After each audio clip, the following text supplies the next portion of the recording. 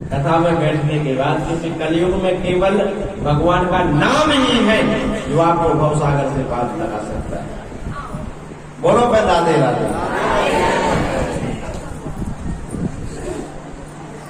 अब देखा यशोदा की ये कौन है, बोली अब 10,000 आ रहे, 10,000 जा रहे, तो कौन किसको देखेगा बताओ। ध्यान थोड़ी रहता है, भीड़ भाड़ में पता ही नहीं चलता कौन आया कौन गया, किसको पता। पूतना आई, यशोदा को कहा बधाई हो, तो यशोदा ने कहा अच्छी बात है बहन, आप आई, लाला को आशीर्वाद दो, आशीर्वाद दो। जैसे ही पूतना कन्हैया के पालने के पास में पहुंचे। देखो एक और बात बताऊं, पूतना जो है वह अविद्या का रूप है, अविद्या। ध्यान से सुनना, कन्हैया का अवतार हुआ अष्टमी को, पूतना कृष्ण को मारने को आई चतुर्दशी को, ठीक 7वें दिन, 7वें दिन, क्योंकि पूतना कहते हैं अविद्या को, अविद्या कहते हैं पूतना को। अविद्या का निवास 14 जगह होता है, 14 जगह। 14 जगह कौन सी गिन लेना, 5 ज्ञान इंद्रिय, 5 कर्म इंद्रिय, मन, बुद्धि, चित्त और संस्कार। कितने हो गए? भूल तो नहीं है, क्या है हमारी गणित थोड़ी कमजोर है ना, गिनती हमें आती ही नहीं। बोलो राधे राधे। हमें तो ये भी पता नहीं हमें कितने दिन हो गए था यहाँ पर आए, गिनती आती तो बताओ उधर। हमें तो ऐसा लगता है जैसे हम कई दिन से यहाँ रह रहे हैं, सब लोगों से इतने घुल मिल गए, मुझे लगता ही नहीं कि मैं बाहर से आया हूँ। 14 जगह अविद्या का निवास होता है, 5 कर्म इंद्रियां, 5 ज्ञान इंद्रियां, मन, बुद्धि, चित्त और संस्कार। ये 14 जगह इंद्रियों का वास, अविद्या का वास होता है। पूतना नंद के द्वार पर पहुंची, कन्हैया के पालने के पास में पहुंच गई, और वहां पर गीत चल रहा था, सुंदर झूला का गीत। क्या चल रहा था? अरे चंदन का है पलना, रेशम की डाली दो, झूले रे झूले रे ब्रज में तो तुरंत आंखें बंद कर दी। कन्हैया ने आंखें बंद कर क्यों की? यहाँ पर परीक्षित ने सुखदेव की महाराज, कन्हैया ने आंखें बंद कर क्यों कर ली? सुखदेव जी कहते हैं संतों ने कई कारण बताए आंखें बंद करने के। पहला कारण यह है कि भगवान के दोनों आंखों में सूर्य और चंद्र विराजमान है। उन्होंने सोचा कि मैं पूतना को नहीं देखूंगा। क्यों? क्योंकि ये पूतना है तो राक्षसी, परंतु भेष बदल कर आएगी, है राक्षसी लेकिन भेष बदल कर आएगी। इसलिए कन्हैया ने आंख बंद कर दी। अरे जैसे हो वैसे आओ, परमात्मा स्वीकार करता है। निर्मल मने जल नाम की प्रेम बिल्कुल पसंद नहीं, बिल्कुल पसंद नहीं परमात्मा को। आप यदि सोचें कि भगवान आपके स्वरूप को देखकर दीज जाए तो कभी नहीं दीजने वाले। परमात्मा के यहाँ तन का सुंदर नहीं, मन का सुंदर होकर जाओ। मन का सुंदर, मन का सुंदर यदि बनकर जाओगे तो परमात्मा स्वीकार करते हैं। तन को निर्मल बनाना सरल है, निर्मल बनाना बड़ी बात है। मन को निर्मल बनाओ,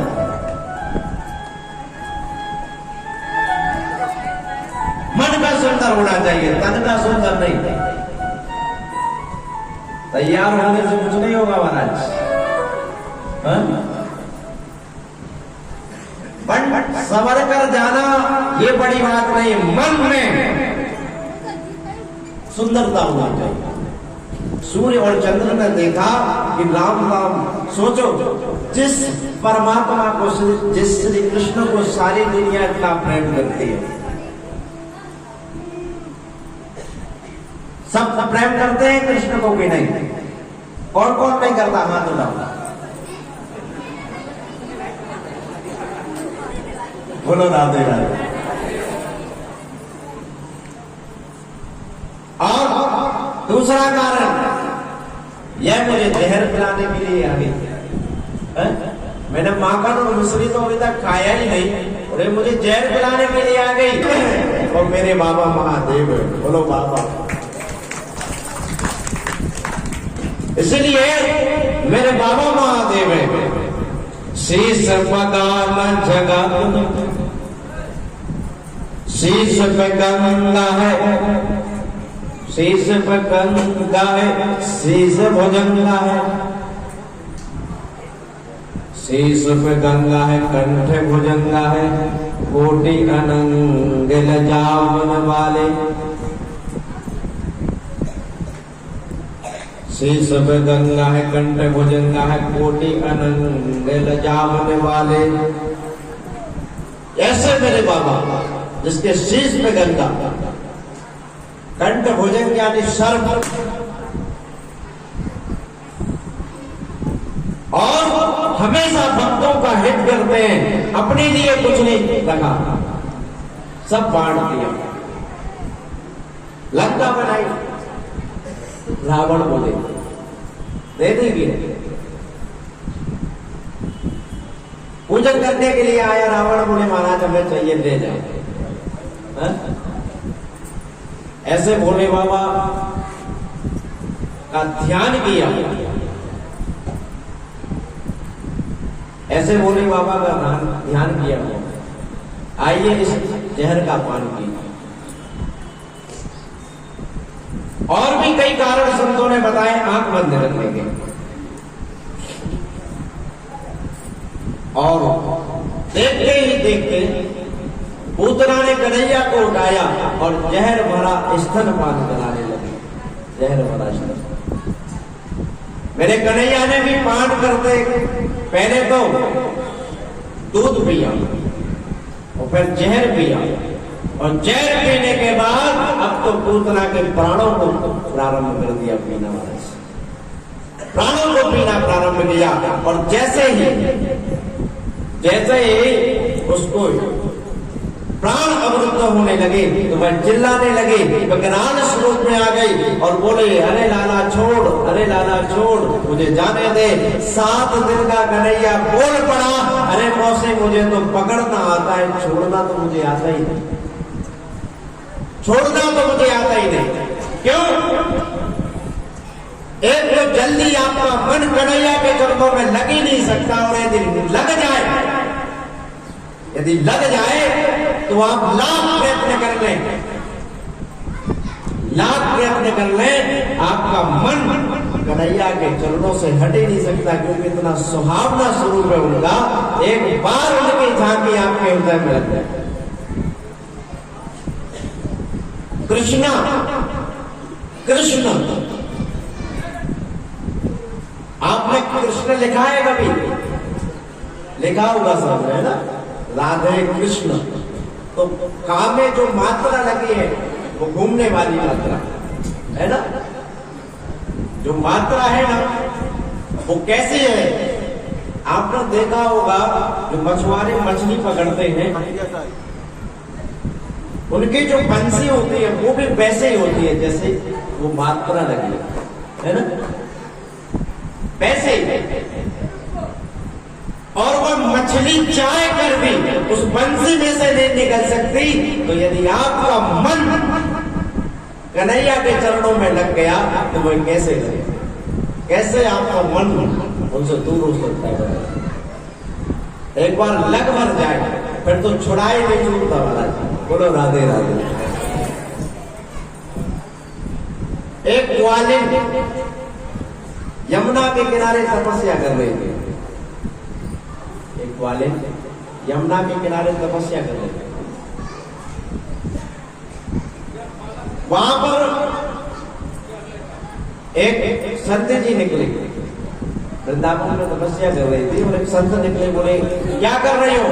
बोले महाराज मैं जो काला काला मुरली वाला जो श्री कृष्ण है उसको अपने मन से हटाने का प्रयास कर रही हूँ, मन को हटाने, मैं परम ब्रह्म का ध्यान कर रही हूँ, लेकिन वह काला काला मुरली वाला जो है मेरे चित्त से निकलता ही नहीं, मैंने नाक प्रयत्न कर ली।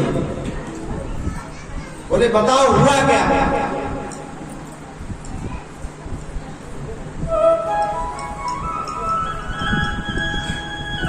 बोले बताओ क्या हुआ? बोले मैं क्या बताऊं, इतना परेशान उस नाना ने मुझे कर रखा है, हर बार मेरी सासू की डांट मुझे खानी पड़ती है, हर बार। बोले कैसे? बोले वह कन्हैया हर बार मेरे सामने आ जाता है अदृश्य रूप में, लेकिन मेरे को ही दिखाई देता है और किसी को नहीं दिखाई। एक बार मैं दूध दो रही थी, दूध दो रही थी, कन्हैया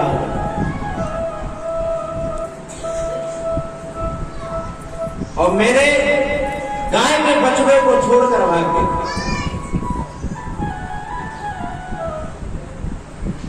मैं जैसे ही गाय लगाने के लिए बैठी,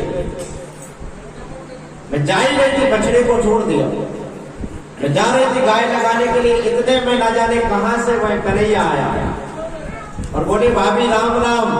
मैंने कहा राम राम, थोड़ी बैठ लो, मेरे पास में बैठ लो। मैं बैठ गई, मैं कन्हैया के पास में बैठ गई और कई सारी बातें हुई, लेकिन मन से। इतने में मेरी सास आ गई और सास कहती अरे ओ बहू। मैंने कहा क्या? बोले क्या मेरी बेटी बेटी बड़बड़ा रही, यहाँ पर देखो बछड़े ने गाय का सारा दूध पी लिया। मैंने देखा तो सचमुच वहां पर ना कन्हैया था ना कोई था, मेरे बछड़े ने गाय का सारा दूध पी लिया। मुझे फिर डांट पड़ी, फिर डांट पड़ी महाराज। ऐसे मेरे चित्त में चिपक कर रखा है वह कन्हैया। एक बार की और बात सुनाऊं मैं, एक बार की और बात सुनाऊं कि मैं जो है मटकी लेकर यमुना गई जल भरने के लिए। वहां पर ना जाने कहां से कन्हैया आया, मैं पानी भरकर आ ही रही थी। उतने में कहते हैं देखो भाभी जरा ऊपर देखो चीज कितने ऊपर उड़ रही है। तो मैं मटकी के ऊपर मटकी रखी थी, है ना, तो जैसे ऊपर को देखा वो मटकी नीचे गिर गई तो सारी मटकी फूट गई। सारी मटकी जब फूट गई तो मैंने देखा ना तो कन्हैया और ना कोई, ये तो मेरा सिर्फ हृदय मन, मेरा ये चित्त है कि हमेशा उसको अपने सामने आगे पीछे लौटता देता।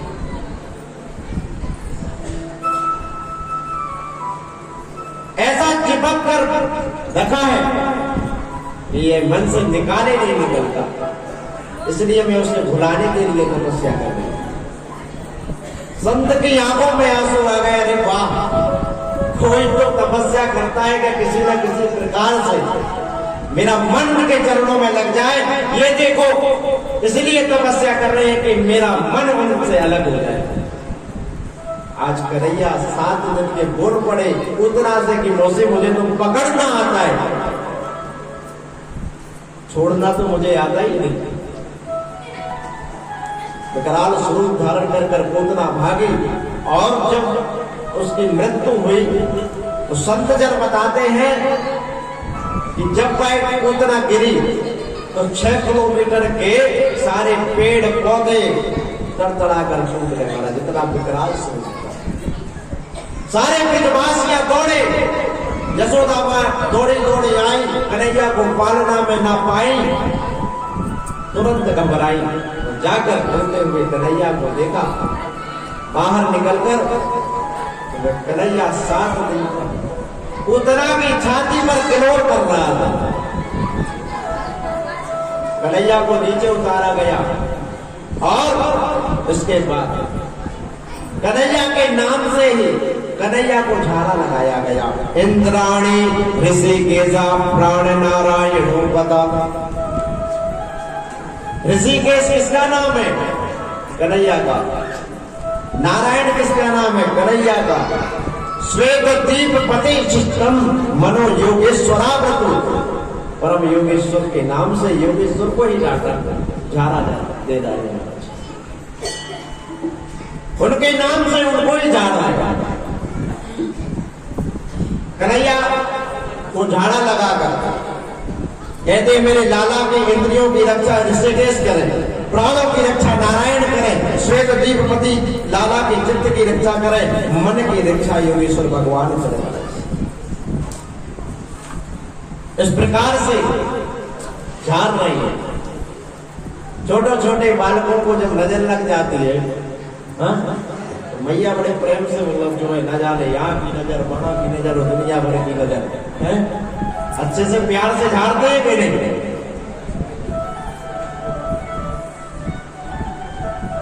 कन्हैया को झाड़ा लगाया। यहाँ पूतना का अंतिम संस्कार हुआ तो उसके टुकड़े टुकड़े किए पहले। इतनी विकराल स्वरूप था उसका।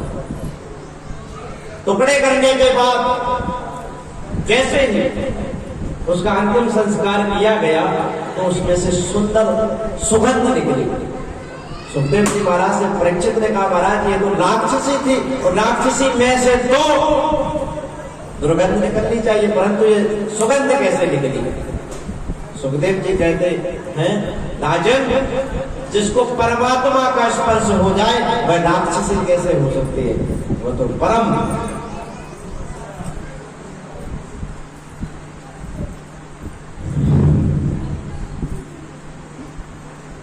कोई यहाँ बैठो भैया, है ना, नहीं तो हम कथा नहीं सुना पाएंगे। जब मन लगता है तभी कोई ना कोई डिस्टर्ब करके चला जाता है, मतलब क्या निकलता है बताइए? दूर से प्रणाम कर लो माताओं में, आपके हाथ जोड़ देता हूँ, आपको प्रणाम कर देता हूँ, दूर से प्रणाम कर दो। हम हमसे ही प्रणाम करवाना है, हमें लगता है आप लोगों को। बोलो राधे राधे।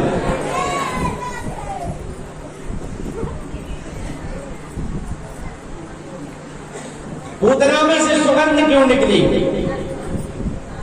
क्योंकि उसको परमात्मा का स्पर्श हो गया। फिर वो राक्षसी कैसे हो सकती? पूतना कौन थी? पूतना कौन थी बताए किसी को? पूतना जो थी वह पूर्व जन्म में राजा बलि की राजा बलि की बहन थी। राजा बलि की बहन रत्नमाला वही पूतना बनकर आई। क्यों? जब वामन भगवान ने राजा बलि का सर्वस्व ले लिया 3 पद में।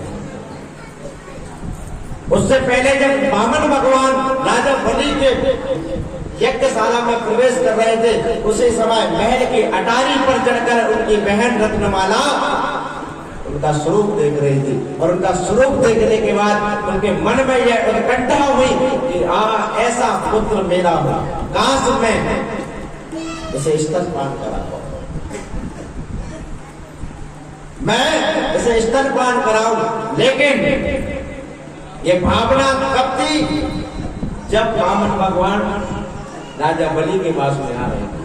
परंतु जब 3 पग में सर्वस्व ले लिया राजा बलि का, तो रत्नमाला की भावनाएं बदल गई।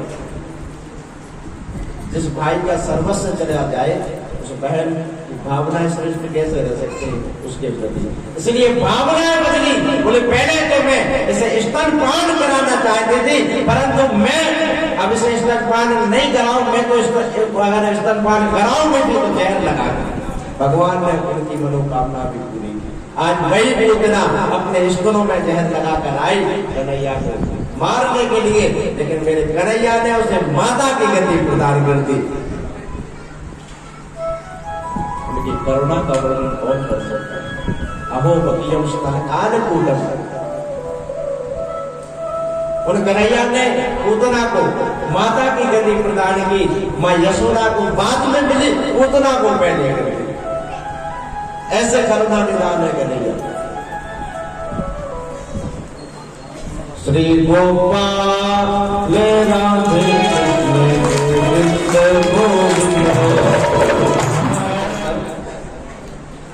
पांडे में सुनाया, कन्हैया सो गए। सोने के बाद मैया ने सोचा कि यहाँ पर तो न जाने कितनी मेरी सहेलियां आ रही, गोपियां आ रही हैं, हल्ला होगा, कन्हैया के नींद ना टूट जाए। इस कारण से बाहर बैलगाड़ी के नीचे कन्हैया का पालना डाल दिया और वहीं पर सुला दिया। बगल में बहुत सारे बच्चे खेल रहे थे, उनसे कह दिया कि देखो लाला जगे तो बता दे। ऐसा कहकर मैया तो चली गई, जाकर उत्सव मनाने लगी। यहाँ पर कन्हैया की नींद खुली। नींद खुली तो उन्होंने देखा, अरे हम तो बैलगाड़ी के नीचे, हमारा ये उत्सव हम कोई बाहर चलाएंगे। तो कन्हैया ने रोना प्रारंभ किया। रोने की आवाज सुनकर एक ग्वाल बाल मैया को बुलाने गया। इतने में क्या देखते हैं वह ग्वाल बाल, क्योंकि सक्टासुर आ गया था और बैलगाड़ी के ऊपर बैठ गया था। कन्हैया ने सोचा, ओहो मामा ने एक और राक्षस भेजा। यह सोचकर देखते देखते इतनी खींच कर एक लात मारी बैलगाड़ी में कि वो बैलगाड़ी आकाश में उड़ गई। और आकाश में उड़ने के बाद वह बैलगाड़ी नीचे गिरी, धड़ाम। कन्हैया का पलना जो है दूसरी तरफ गिरा और तड़तड़ाने की आवाज जैसे आई। सारी गोपियां मां यशोदा बाहर निकलकर आकर देखा तो जिस बैलगाड़ी के नीचे कन्हैया को सुलाया था वह चकनाचूर हो गई। मेरे कन्हैया एक तरफ किलोर कर रहे। मां यशोदा हैरान, सारी गोपियां हैरान कि ये कैसे हुआ। ना आंधी आई ना तूफान आया, बैलगाड़ी की दुर्दशा कैसे हुई। बोले कैसे हुआ ये। तब तक एक बालक आया, भैया मैं बताऊं। बोले बताओ। बोले कन्हैया सो रहा था, उसकी नींद खुली और रोने लगा। रोने की आवाज सुनकर मैं आपको बुलाने गया। इतने में कन्हैया ने एक लात बैलगाड़ी में मारी, वह बैलगाड़ी आकाश में उड़ गई। मैया कहने लगे, क्यों रे भांग भांग खा के रखा है क्या, भांग खाए हो क्या। क्यों। बोले छोटा सा लाला, नेक्सा लाला इतनी बड़ी बैलगाड़ी में लात मार देगा कि वो आकाश में उड़ जाए। चलो भागो यहाँ से। अरे सारे ग्वाल बाल कसम खाते रहे, मैया तोड़ी सो, सच कह रहा हूं, कन्हैया नहीं लात मारी, परंतु किसी ने विश्वास नहीं किया। मेरे कन्हैया ऐसे हैं, लीला पुरुषोत्तम, तरह तरह की लीला मेरे कन्हैया ने सच बोला। ये सक्टासुर कौन था, इसके भी पूर्ण जन्म की कथा सुन, शायद है किसी ने सुनाई हो। ये जो सक्टासुर था वह हिरण्याक्ष का पुत्र था। उत्कच बहुत बलवान था, मोटा तगड़ा। एक बार जो है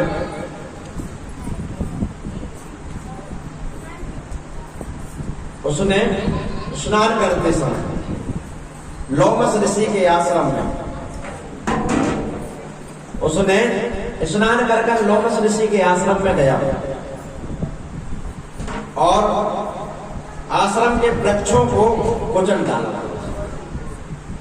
उनके आश्रम में जाकर उन वृक्षों को कुचल दिया। लोमस ऋषि ने श्राप दे दिया, अरे दुष्ट, जा तू देह शक्ति से इतना तू उद्दंड हो गया कि हरे भरे वृक्षों को तोड़ मड़ोड़ाए, मैं तुझे श्राप देता हूं। तू देह रहित शरीर को प्राप्त हो, देह रहित हो जाओ। उसे समय श्राप के समान उसका शरीर गिरने लगा। सांप के समान उसका शरीर गिरने लगा। लौमस ऋषि के चरणों में गिरकर क्षमा याचना कर, महाराज मुझे क्षमा करो, बड़ी भूल हुई मुझसे,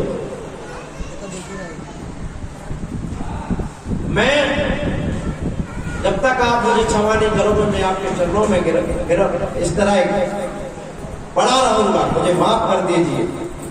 तो संत का हृदय तो वैसे ही मक्खन की तरह होता है, मुझ पर कृपा करो या कहते हुए मुझे आपके प्रभाव को ज्ञान नहीं था, मुझे क्षमा करो, मेरा शरीर लौटा दीजिए। लौमस ऋषि प्रसन्न हो गए। संतों का श्राप भी वरदान बन जाता है। कहा लौमस ऋषि ने कि जाओ वैवस्व मनमंत्र में श्री कृष्ण जब अवतार लेकर आएंगे उनका चरण स्पर्श करते ही तुम्हारी मुक्ति हो जाएगी। आज मेरी कन्हैया ने उत्कच नामक हिरण्याक्ष का जो पुत्र था उसका उद्धार किया, जो लौमस ऋषि के श्राप से मैं देह रहित हुआ था, मेरे प्रभु ने उसका उद्धार किया। बोलो भक्त वत्सल भगवान की। अब जब जब परमात्मा का अवतार होता है तो मेरे भूत भावन भोलेनाथ का दर्शन करने के लिए आते हैं। यहाँ पर शिव जी आए दर्शन करने के लिए, दर्शन करने के लिए आए, परंतु शिव जी कितना भी स्वरूप क्यों ना बदल ले, परंतु पहचान में तो आ ही जाते हैं कि नहीं। मेरे कन्हैया तो पता चला बाबा मेरे दर्शन के लिए आ रहे हैं, मन ही मन बहुत प्रसन्न है। परंतु जैसे ही शिव जी कन्हैया के महल के पास में पहुंचे, बोला अलर्ट निरंजन, मैया आई, बोले बताइए महाराज, बड़ी कृपा की आप जैसे संत आए, बोले बताइए क्या दें आपको, आप जो मांगेंगे मैं देने के लिए तैयार हूं। आप धन मांगे, भोजन मांगे, मैं आपको दे देता हूं। आप बोलिए क्या चाहिए। बाबा ने कहा मुझे कुछ नहीं चाहिए मैया, बस आपके यहाँ पर लाला हुआ उसका दर्शन करा दो, आपके यहाँ पर जो लाला हुआ उसका दर्शन करा दो और मुझे कुछ नहीं चाहिए।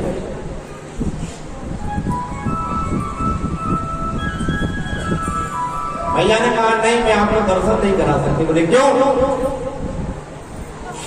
बोले मेरे कन्हैया आपको देखकर डर जाएगा, मेरा छोटा मैं चला जाऊंगा। बोले नहीं, आपका रूप देखकर मुझे डर लगता है, मैं 80 वर्ष की हो गई, मेरा छोटा सा लाला आपको देखकर क्यों नहीं डरेगा, और मैं आपको दर्शन नहीं करा सकती। क्यों? क्योंकि मैंने बहुत जतन के बाद बुढ़ापे में तो मेरे यहाँ लाला हुआ है। भैया शांति बनाकर रखें,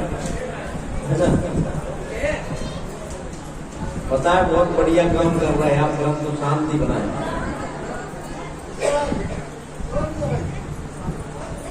बोलो राधे राधे।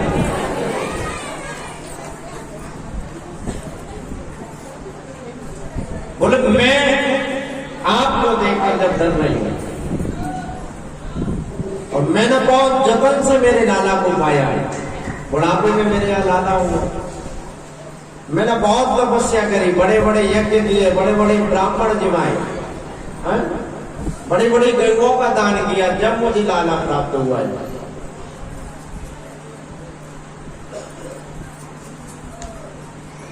और आप कह रहे दर्शन करा दो, आपको देखकर डर जाएगा, तो मैं क्या करूंगा। बाबा ने कहा मैया मेरे गले में तो छोटा सा सांप है, मेरे गले में छोटा सा सांप है, परंतु आपको पता नहीं आपका लाला तो ऐसे 1000 फन वाले सांपों पर शयन करता है, वो कैसे डर सकता है। आप दर्शन तो कराओ, वो नहीं डरेगा। वाह की बातों का मैया पर कोई असर नहीं पड़ा। बोले नहीं कराओगे? बोले नहीं। बोले सच? बोले हाँ। बोले मैं यहीं पर बैठ कर उनकी राय देखता रहूंगा, देखता हूं आप कब तक दर्शन नहीं कराते। कभी ना कभी तो इस द्वार से निकलेगा, मैं दर्शन कर लूंगा।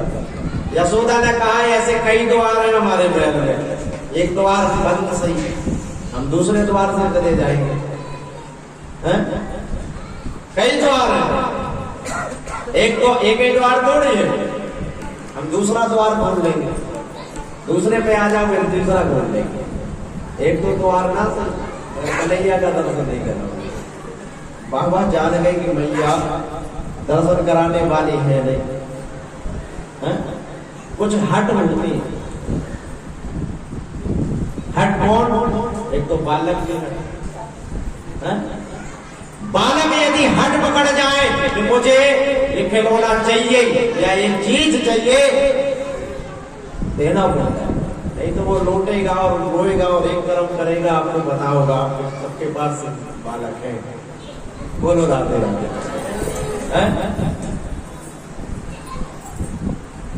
एक होती है स्त्रियां हैं,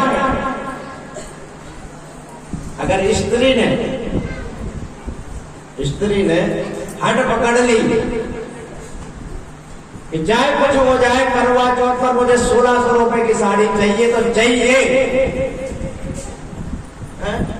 चाहे कर्ज कर लाओ, उससे कोई मतलब नहीं।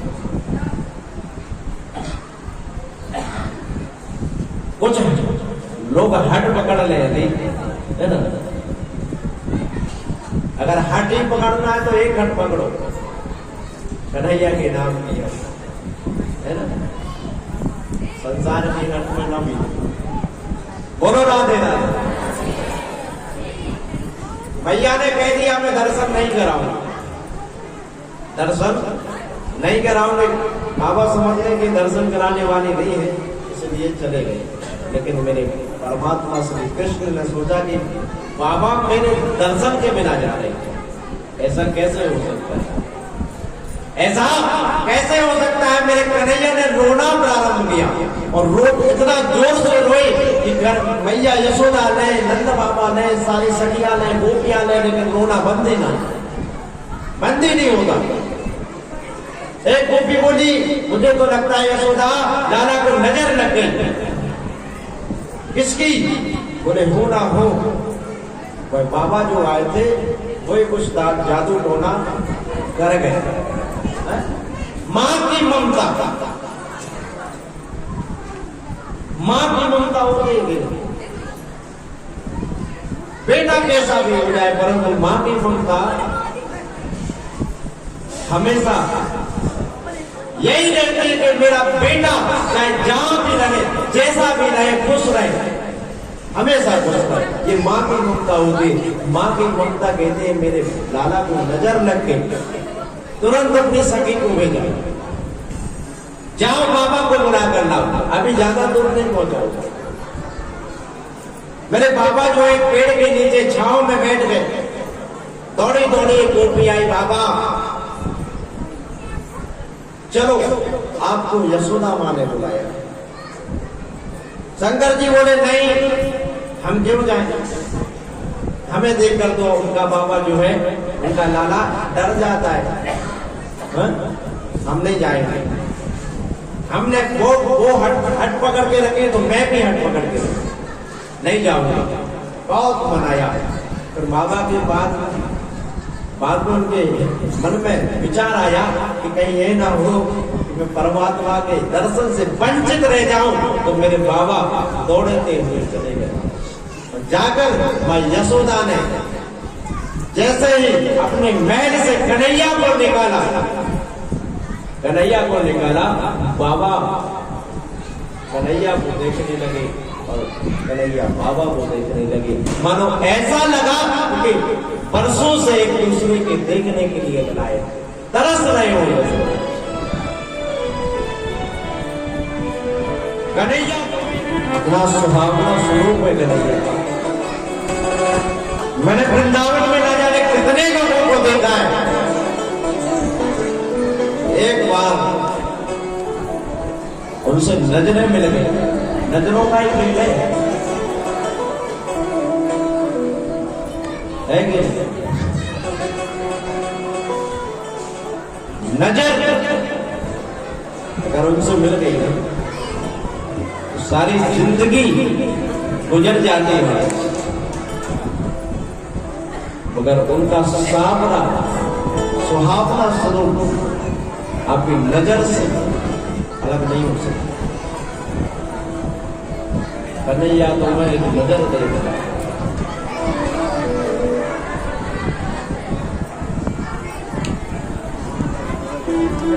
समाधि आंखों से, आंखें खुली है परंतु समाधि लगी हुई है बाबा की। एक दूसरे को दोनों लोग देख रहे हैं, जैसे मान ना जाने कितने वर्षों से एक दूसरे को देख रहे हैं। सब तो आगे भाग गया। अब जो है कन्हैया ने रोना बंद नहीं किया, परंतु जैसे बाबा के भोलेनाथ के गोदी में आए कन्हैया चुप हो गए, उठा के यहाँ पर चुप हो गए भाई। कौन भैया उठा। अब जैसे ही कन्हैया चुप हुए तो माँ यशोदा ने कहा अच्छी बात है, चुप हो गया मेरा लाला, अब लाओ मुझे। बाबा के हाथ से छीन दिया। जैसे ही माँ यशोदा के हाथों में गए तो कन्हैया फिर से रोने लगे, फिर से बाबा के हाथों में दिया।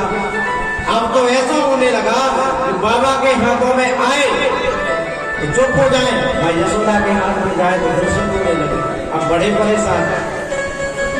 यशोदा ने कहा अरे बाबा ये क्या कर दिया आपने? बोले ये लाला तो चुप ही नहीं होता, आपके हाथों में चुप हो रहा है, जरूर आपने कुछ जादू टोना किया है। बोले नहीं,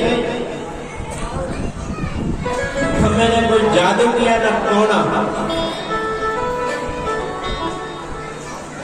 मैंने तो सिर्फ प्रेम किया है।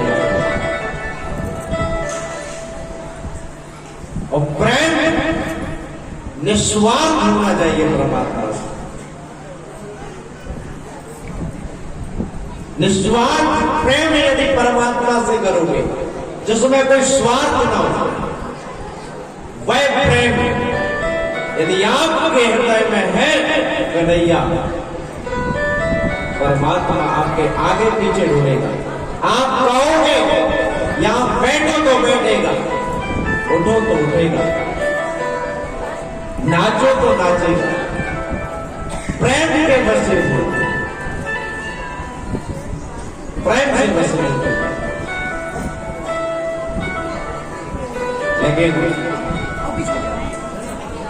प्रेम जो कैसा रह गया मतलब, तो प्रेम तो रहा ही नहीं। मैंने एक बार भी बोला है कि प्रेम नहीं रहा।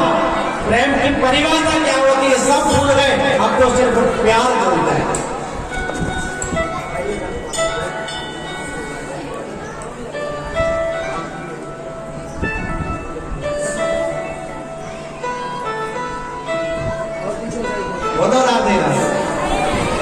अब क्या रह गया? प्यार, प्रेम नहीं रहा।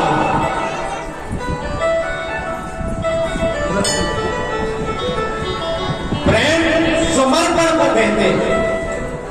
मेरे द्वारा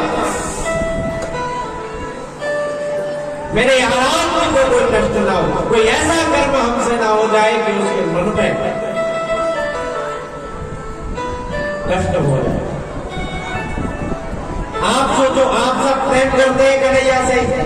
कौन कौन करता है? हाथ उठाओ भैया, कैमरा घुमा देना उधर, देख ले कौन कौन करता है, हाथ उठा दे।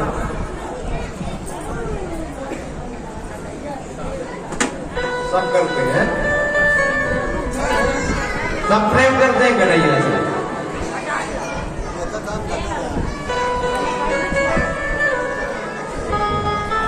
प्रेम का मतलब क्या होता है? प्रेम का मतलब समर्पण। दादाजी ने कन्हैया से प्रेम किया,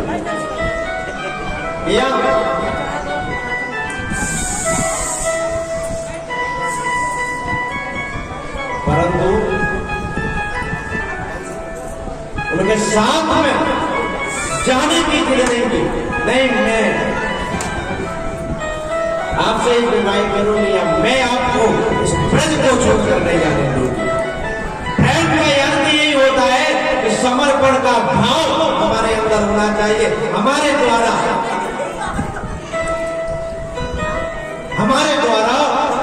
कभी मेरे आराध्य को, हमारे प्रेमी को कष्ट ना हो। ये प्रेम की परिभाषा है।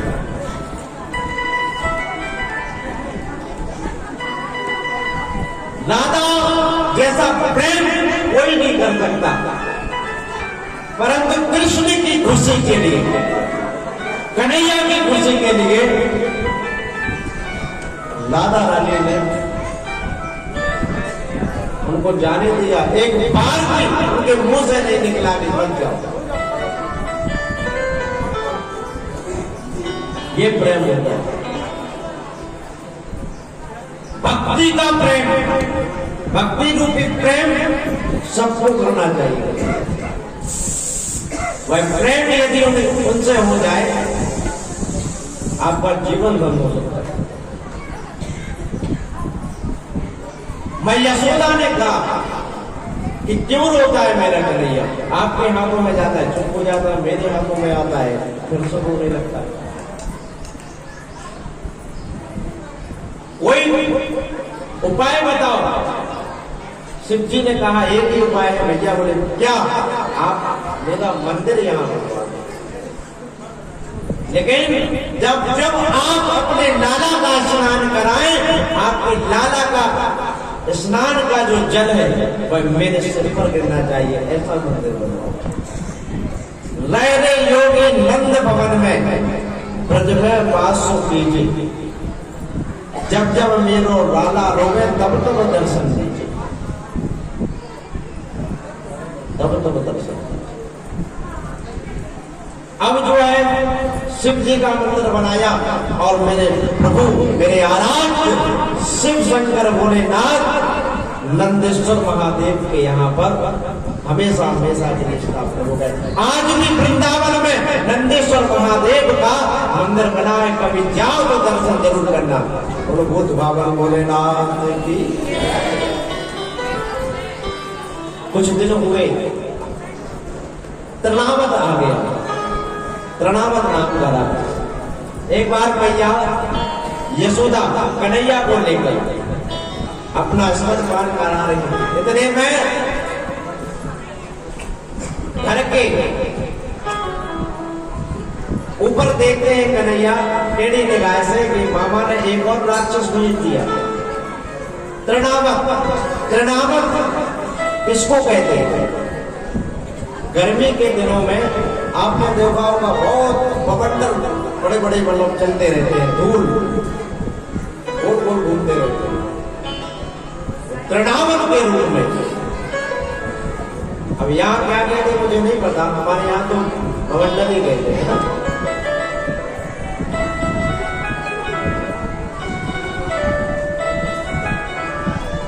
अगर उसमें फंस गए ना, हालत खराब हो जाती है। हमारे ये भैया फंस गए थे एक बार। बढ़िया जो है तैयार हो गया, हो गए जो है कथा चल रही, देख लेगा, तैयार होकर आए और बवंडर में फंस गए। बढ़िया क्रीम पाउडर लगा के और जो आए तो वहां से भूत बनकर आ गए।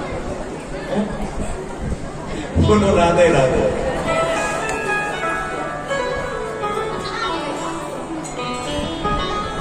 तृणावत को देखा, मेरे कन्हैया ने दूध पीते पीते अपने भजन को बढ़ाया। इतना वजन बढ़ा लिया कि मैया को इतने भारी लगने लगे कि गोदी में सहन करना मुश्किल हो गया। उनका वजन इतना वजन बढ़ा दिया। अब मैया सोचे कि राम अभी तो हल्का था, उनका वजन बढ़ गया, मेरे पैर दर्द करने लगे, सहन नहीं हुआ। मैं यशोदा को उनका वजन, इतना वजन बढ़ा लिया मेरे कन्हैया ने।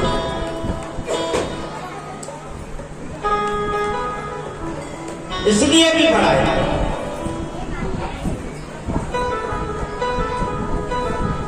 कि तृणावत के साथ में कन्हैया को, तृणावत के साथ में कन्हैया को सारा पृथ्वी को देखना था। क्योंकि बड़े होकर वहीं पर तो मातम लीला करनी थी कि नहीं? कन्हैया को माखन चोर कहा गया, और चोर वही शख्स है जो होता है, चोर वही शख्स है जिसको सारे जगह की जानकारी हो, वही चोर श्रेष्ठ होता है कि नहीं? जब वजन बढ़ाया तो मैया ने सोचा कि शायद इसने दूध ज्यादा पी लिया इसलिए वजन बढ़ गया। अब बताओ दूध पीने से क्या वजन बढ़ता है क्या? अब आप 4 रोटी खाते हो, 2 और खा लो तो क्या वजन बढ़ जाएगा क्या? है? मैया का भाव बोले, मैया कन्हैया को नीचे उतार कर कहने लगी, लाला थोड़ा सा तू खेल ले, कूद ले, थोड़ा सा हल्का हो जाएगा जब तक मैं आती हूँ। मैया कन्हैया को आंगन में छोड़कर चली गई। इतने में प्रणामत आए और कन्हैया को अपने साथ में उठा ले गए। प्रणामत आए और कन्हैया को उठाकर ले गया। कन्हैया ने सारा ब्रज देखा, ये विशाखा घर, विशाखा का घर, ये ललिता का, सारी ब्राह्मणाओं का घर उन्होंने देख लिया। वसंतम नवनीत चोरम प्रजांगनानाम बसरई के चोरम, इसंगनानाम बसरई के चोरम और अनेक जन्मान चितपाप चोरम और चोरा गगनम पुरुषम नवाब। ब्रज में कन्हैया ने माखन को चुराया। ब्रजे बसंतम नवनीत चोरम, नवनीत कहते हैं माखन को। ब्रजांगना बसरई के चोरम, जो ब्रजांगनाएं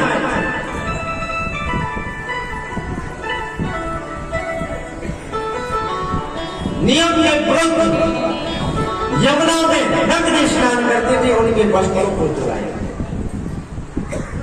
ब्रजांगना बसरई के चोरम, और जो उनमें लगन लगा लेता है, जो उनमें लगन लगा लेता है, उनके जन्म जन्मांतर के पापों को चुरा लेते हैं मेरे कन्हैया। ऐसे चोर को हम बार बार प्रणाम करते हैं।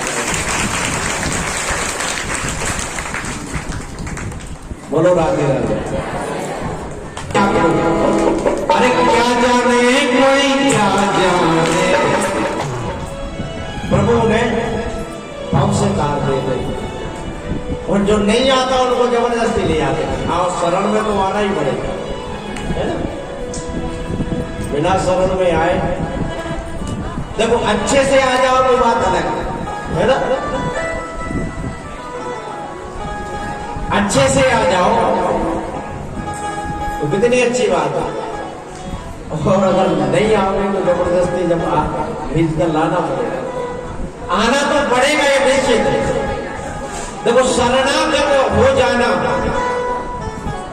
यदि हमसे कोई गलतियां भी हो जाए, जैसे मान लो बच्चा कोई गलती कर दे और जाकर कहते कि माता जी मुझसे गलती हुई, माफ कर दो, है ना?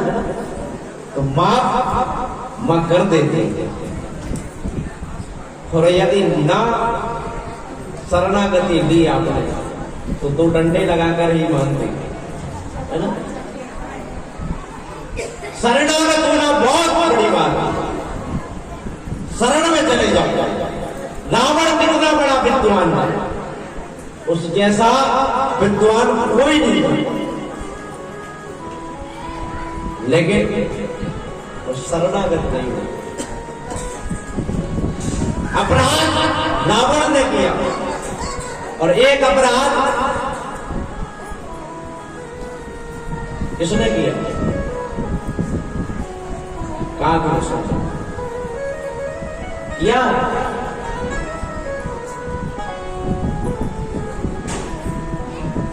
मैया के किशोरी जी के चरणों में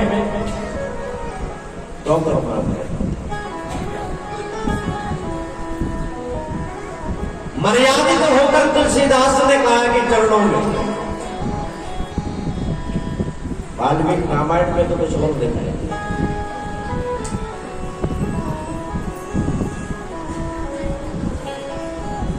ऐसी जगह उसने ठोकर मारी थी मां, किशोरी की उसको मृत्यु दंड मिला, लेकिन उसने शरणागति नहीं दी।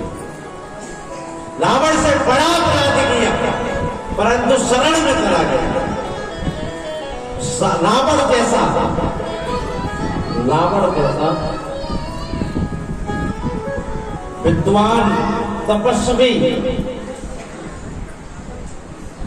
हर किसी के पास नहीं है, हर किसी के पास नहीं होता इतना सब कुछ। रावण जिसके देवी पर काल बंधा हुआ, नवग्रह उसकी आज्ञा से चलते हैं।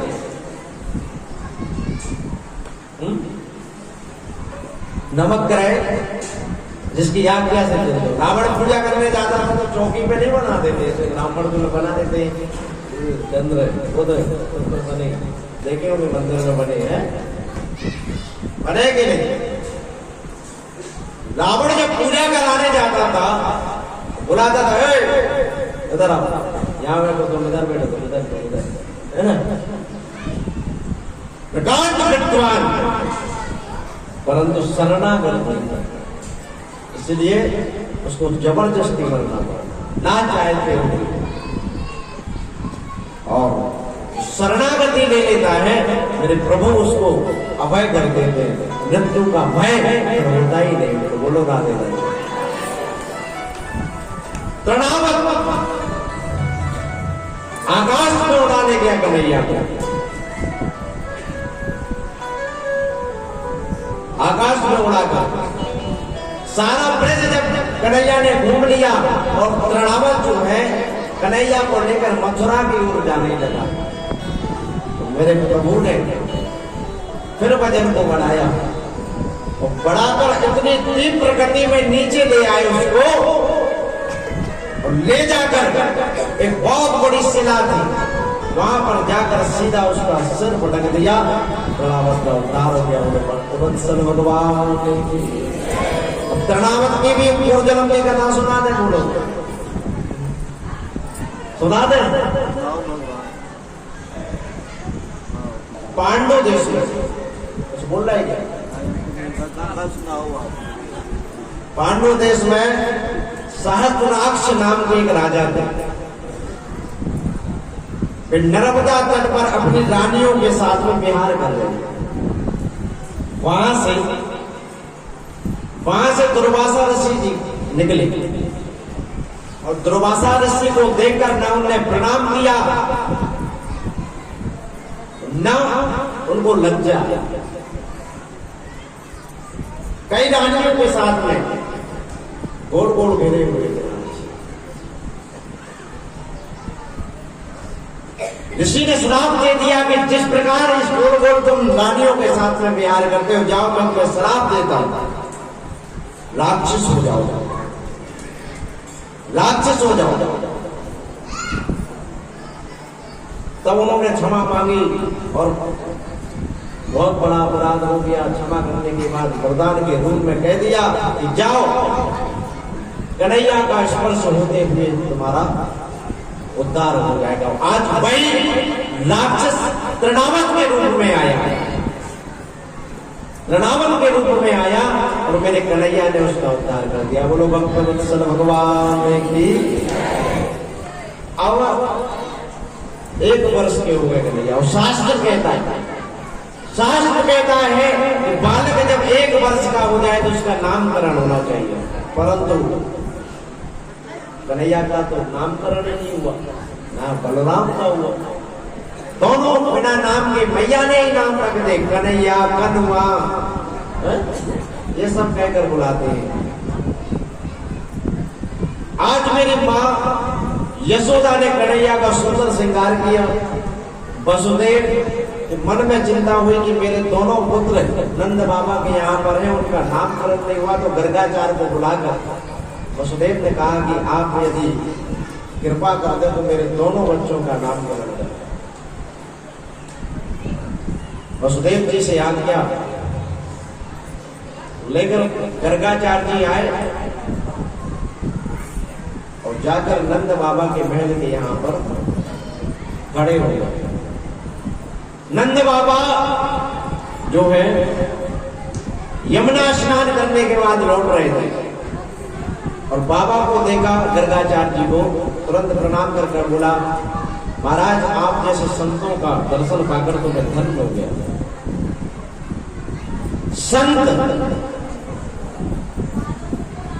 संतों के दर्शन बहुत दुर्लभ होते हैं महाराज। संत का स्वभाव क्या होता है? न लाल कपड़े पहनने वाले को संत कहते हैं, न पीले कपड़े पहनने वाले को संत कहते हैं महाराज। संत वह होता है जो वाणी में, बोले और कर्म में करे, जो बिगड़े हुए को साधे वह साधु, और जो वाणी में कुछ बोले कर्म में और कुछ करे वह संत नहीं, वह पागल नहीं कह सकते। और आजकल उन्हीं का जमाना है, साधना करने वाला साधु होता है, साधना करने वाला जो सद्मार्ग पर चलाए वह साधु, जो हमेशा अच्छे कर्म करे, गलती से भी उसके द्वारा बुरे कर्म ना हो, वह संत कहलाते हैं। संत वह होते हैं जिनका हृदय मक्खन के समान होता है, और संत बनना आसान नहीं होता। संत बनना इतना आसान नहीं है जितना समझ लेते हैं। बहुत बड़ी भगवान की कृपा हो वही संत बन सकता है, हर कोई नहीं बन सकता। हमने बीच में बाल बना ली, मैं अपनी घटना बता रहा हूँ, हमने बीच में बाल बना लिए, दाढ़ी बना ली, मेरी माँ घबरा गई। ऐसा ना हो कि साधु हो जाए। अब बताओ, इतना डरती है माताएं। अरे संत बनना कोई आसान बात है क्या? जिसके द्वारा कभी किसी का बुरा ना हो, हमेशा सद्मार्ग पर जिसको चलाए वो संत होता है। हर हाल में जो खुश रहे वह संत होता है। संत के जीवन से सारी दुनिया सो जाती है, तो संत और संयमी पुरुष परमात्मा का चिंतन करता है, जो दिखावा नहीं करता वह संत होता है। लाल पीले और दाढ़ी वाले संत नहीं होते वाले, कर्म में संतों का होना चाहिए। बोलो राधे राधे। एक चेला था, एक वो थोड़ा सा रह गया था। एक संत का एक चेला था, और संत ने उसको बहुत शिक्षा दी। संग जो होता है संतों का, मैं कई उदाहरण दे चुका हूं संग पर, संतों के सत्संग पर। 7 दिन से ये उदाहरण ही दे रहा हूं, कथा कम सुना रहा हूं इसलिए, है ना। अभी बोल रहे थे एक लोग, हमने कहा महाराज कृपा बनाए रखना, अच्छी कथा चल रही है, थोड़ी सी बताइए। बोले हाँ। हमने कहा हम जानते कुछ नहीं है, थोड़ा सा पूछ ही रहा था कहीं गलती। हमने कहा भगवान की कथा सबने सुनी, सबने सुनेगी नहीं है? कथा वही है, कथा वही जितना समझ सको उतना समझ जाओ, क्योंकि ये भागवत तो सागर है, सारी नदियां आकर मिली है, और इसका पार पाना मुश्किल ही नहीं, नामुमकिन शायद ही है किसी ने इसका पार पाया हो। वो सुखदेव जी महाराज, व्यास जी महाराज ने इसका पार पा पाया। हम लोग तो एक श्लोक में घूम जाएंगे, है ना। हमारी क्या सामर्थ्य जो भागवत को इतना विस्तार से कह सके, बस जैसा परमात्मा बोलवा देते वैसा बोल देगा। मैं ना ज्यादा बड़ा विद्वान हूं, है ना, और ना ही। और एक विधि ऐसी सिखाई कि तुम बहुत देर तक सांस को रोक सकते हो, बहुत देर तक। अब कुछ दिन वह लड़का नहीं आया, कुछ दिन लड़का नहीं आया। बोले क्या हुआ? बोले महाराज मेरी सगाई हो गई। बोले आप हमसे गए, सगाई हो गई, अब हमसे गए। कुछ दिन बाद फिर आया, फिर कुछ दिन नहीं आया। बोले अब? बोले महाराज शादी हो गई। बोले माँ बाप से, है ना, शादी हो गई, माँ बाप से गए, जो प्रेम माता पिता में था वो गया। फिर कुछ दिन नहीं आया, बोले अब, बोले महाराज बालक का जन्म हुआ। बोले अपने आप से, हाँ? अपने आप से गए। कैसे? आपकी शादी पक्की हो जाए तो दिन भर अलोहाए फ्रेंड निकल जाता है। शादी हो जाए फिर माँ बाप में जो प्रेम रहता है वो नहीं रहता। और बच्चे और हो जाए तो फिर तो अपने आप की शुद्ध धन कमाने में लग जाता है ना। तो संत ने कहा कि अपने आप से गए, और जब ये कहा कि अपने आप से गए तो चरणों में गिरकर बोला महाराज अब तो आपको बताना ही पड़ेगा कि आप कहना क्या चाहते हैं। बोले कहना क्या, मैं तुम्हें प्रमाणित रूप से दिखा सकता हूँ। बोले बताओ कैसे? बोले ऐसे कि मैंने तुम्हें जो योग सिद्धि सिखाई है सांस रोकने वाली, तुम एक काम करना, जाते ही घर में सांस बंद कर कर लेट जाना, अपने आप समझ में आ जाएगा, अपने आप समझ में आ जाएगा।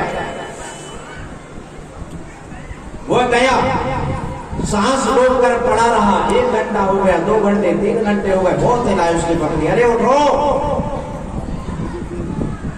सब जान गए कि चल बसे, चल बसे। अब सब रोए, पत्नी रोए, अब मैं क्या करूंगी, मैं क्या करूंगी, अभी तो शादी हुई, एक ही तो लड़का है? माता पिता फिर रोए, अरे हमारा एक लड़का रहा, वही चला गया। सब रोए बोलते थे। अब वह सब देख रहा है ना। इतने में संत जी आए। संत जी आ गए, बोले महाराज आपकी इतनी सेवा की मगर देखो तो भर जवानी में चला गया, अब हम लोग कैसे रहेंगे, हम लोग तो बेसहारा हो गए। बहुत रोए। बोले ये जिंदा रह सकता है? बोले कैसे? कर दीजिए महाराज, तुम्हारे हाथ जोड़े, तुम्हारे पांव भरे, किसी भी तरीके से कर दीजिए। कहा ठीक है कर दूंगा। 1 लोटा दूध ले आओ। 1 लोटा दूध मंगाया और मैं जहां लेटा था उसके मुंह से लेकर पांव तक 7 बार घुमाया। ना वो मरा है ना उनने कोई मंत्र पढ़ा है, सिर्फ आत्मज्ञान करा रहे हो संत जी।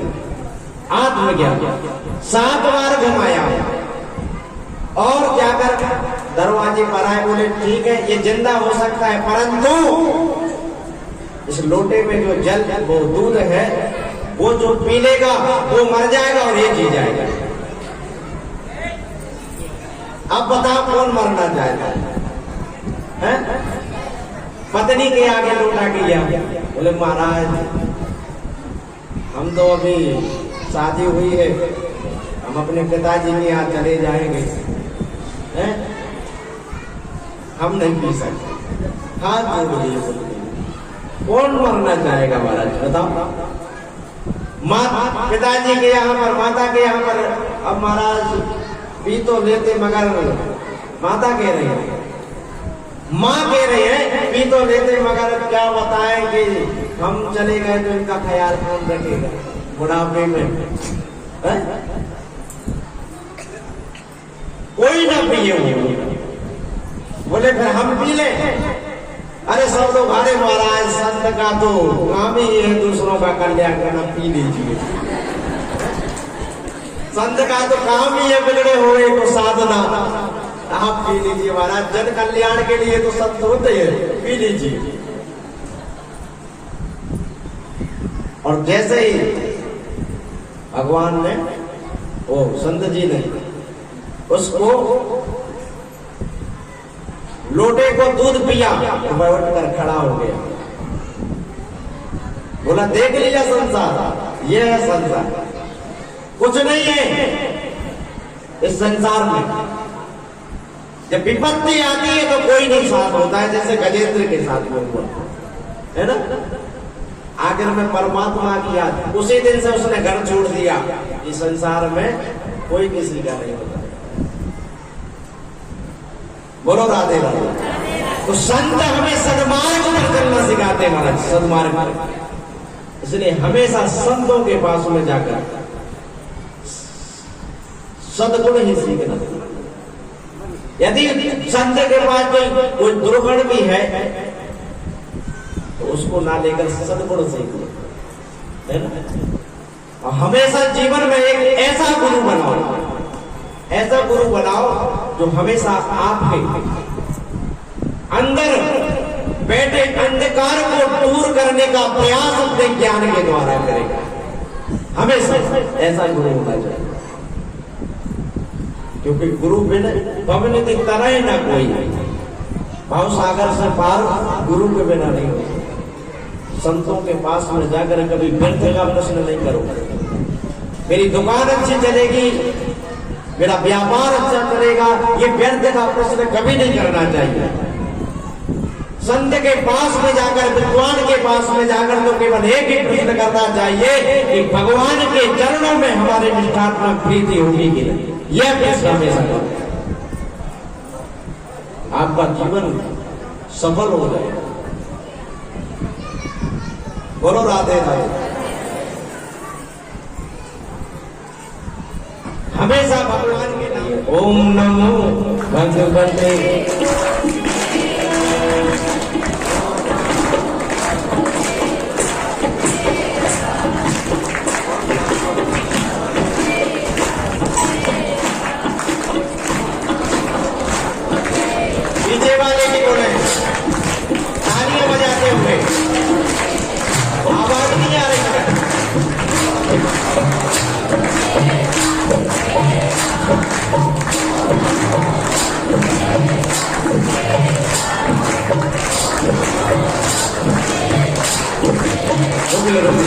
दादा आ रहे तो ऐसे देख रहा है जैसे बड़ी बड़ा काम से करा रहे हैं। अरे आपको भगवान का नाम ही लो आ रहे हैं, प्रेम से गाओ ओम नमो।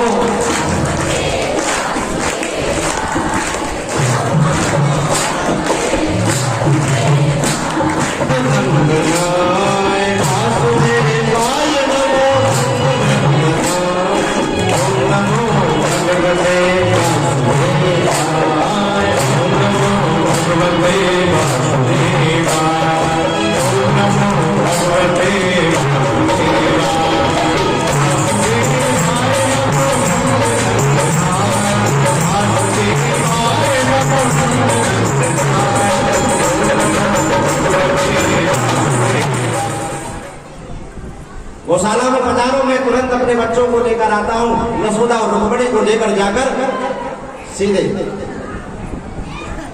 गर्गाचार्य जी के पास में बता दिया। यहाँ मैं यशोदा संत की परीक्षा लेने के लिए आप संत की परीक्षा,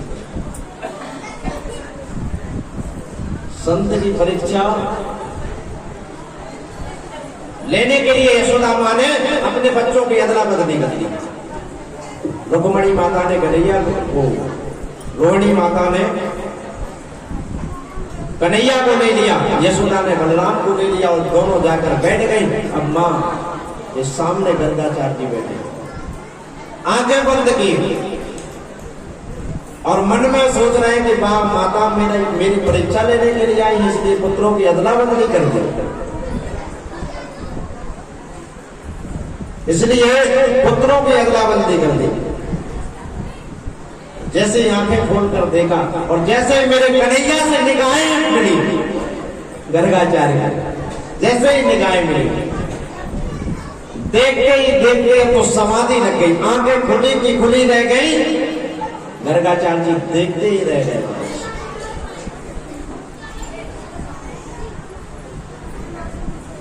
देखते रहे। आधा घंटा हो गया, 1 घंटा, आंखें खुली की खुली। अब यशोदा को लगा कि ये क्या हो गया, बाबा तो कुछ बोल ही नहीं रहे। खूब आंखों के सामने हाथ लाए, बाबा ओ बाबा। अब बाबा क्या हुआ तो सुने, लेकिन तो समाधि लग गई। खूब बोले अरे ओ बाबा। अब बहुत देर हो गई और जब गर्गाचार्य जी की समाधि नहीं खुली तो हाथ पकड़ा, बोले अरे ओ बाबा हो के चल बसे, हो के चल बसे। तब गर्गाचार्य को पूछा, अरे बोले बाबा मैया मैं यही हूं, पर मैं आपके बच्चे का नाम सोच रहा था। मैं अपने बच्चे का नाम सोच, आपके बच्चे का नाम सोच रहा था। यशोदा मैया कह रहे बाबा आपने तो हमें सोच में डाल दिया है? ऐसे बस सोचो, आपने हमें सोच में डाल दिया कि आप हो के चलो बस अब नामकरण किया गर्गाचार्य जी ने। अहम ही रोहिणी पुत्रो रमयन सुहृदो गुणे। माता रुक्मणी की गोद में, रुक्मणी बोला यशोदा माँ से कहते कि माता जो आपकी गोद में पुत्र है वह आपका पुत्र नहीं है, वह साक्षात रोहिणी का पुत्र है।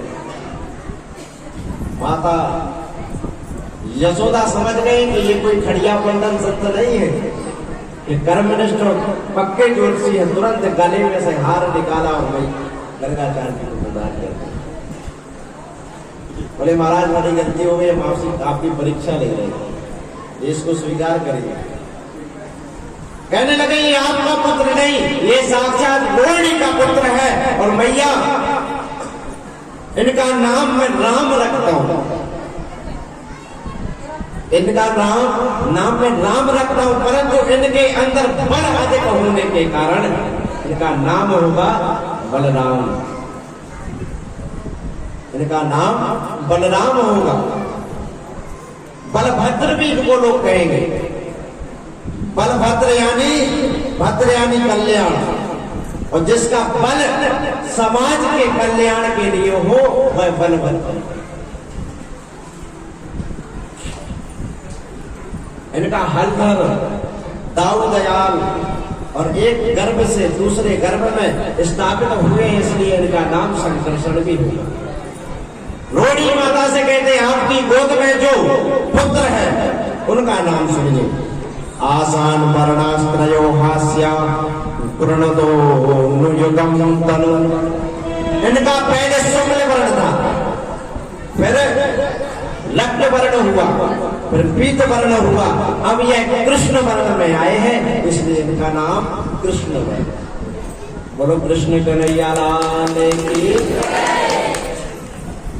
इनके तो हजारों नाम है भैया, आप सांस उठाकर देख लो।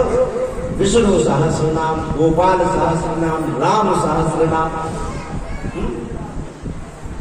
न जाने कितने सहस्र नाम है इनके। कोई इनको मुरली वाला कहेगा, कोई इनको मनमोहन कहेगा,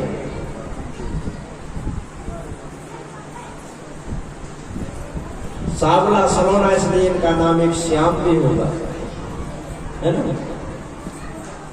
हजारों नाम। कृष्ण,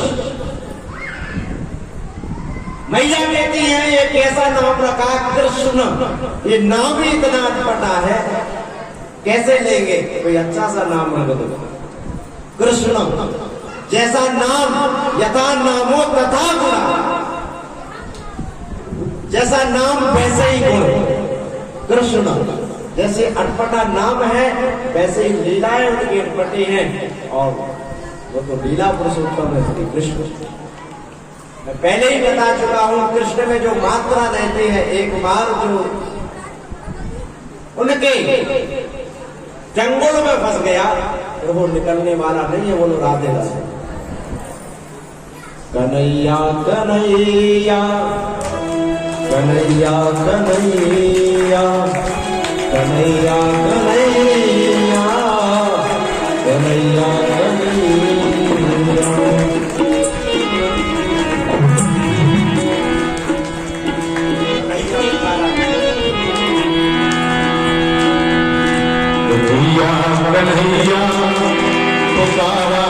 आचार्य जी तो चले गए मथुरा। अब एक दिन की बात है कि जो नंद बाबा यमुना स्नान करने के बाद घर वापस आए, यमुना का जल लेकर आते थे और बड़े भाव से सालक राम की पूजा करते थे।